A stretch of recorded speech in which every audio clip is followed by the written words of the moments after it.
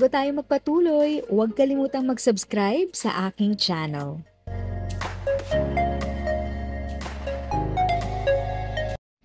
Thank you sa pag-click ng aking video. Good day po sa lahat ng ating SSS pensioners. Sa mga bagong viewers at napadaan lang, by the way, I'm Tita Eda. Welcome to my channel. Ang channel na maghatid sa iyo ng dagdag kaalaman tungkol sa government services, bagong mga balita at informative videos na galing sa legit na resources. Mag-subscribe na para updated ka.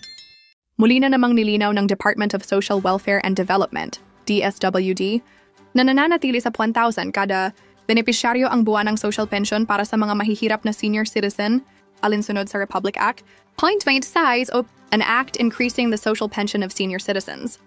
Pinabulaanan ni DSWD Assistant Secretary Irene Dumlao noong Huwebes ang mga ulat na inaprubahan na ng ahensya ang pagtaas na P1 Fingerm simula Hulyo 2025 at tinawag itong fake news. Sa ngayon, ang opisyal na buwanang halaga ng pensyon ayon sa batas ay nananatiling 1,000. Ani Dumlao, ang anumang pagtaas ay mangangailangan ng bagong batas at ipaalam ng DSWD ang anumang pagbabago sa pamamagitan ng aming mga opisyal na channel ng komunikasyon. Dagdag pa niya, sinabi niya na ang 1,000 na subsidy ay ipinamahagi sa mga benepisyaryo buwan-buwan, kada 2 buwan o quarterly, depende sa implementasyon sa kani-kanilang lugar. Ang Social Pension for Indigent Senior Citizens, PIC, program ay nagbibigay ng buwanang pinansyal na suporta sa mga kwalipikadong senior citizen na 60 taong gulang pataas, mahirap, may sakit o may kapansanan, at walang regular na pinagkukunan ng kita, pensyon o suporta mula sa pamilya. Ang tulong na ito ay para makatulong sa kanilang pang-araw-araw na pangangailangan, kasama na ang pagkain at gamot.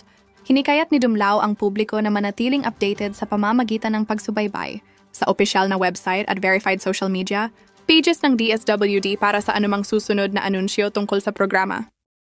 If sa tingin mo, natulungan ka ng video ko na ito, nakasave ka sa oras mo, you can click yung thanks button at any amount ay malaking help sa pag-grow ng channel ko. Yun lang po muna ang aking update. Sana ay nakatulong na dagdag kaalaman ang aking shinare today.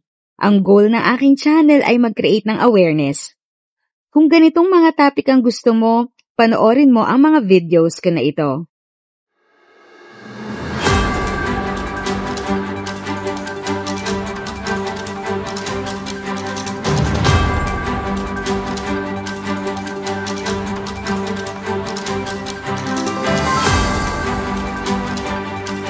Thanks for watching! Kung may kapamilya, kaibigan o kakilala sa tingin mo ay magiging interesado sa video, please share or tag sila sa comment section.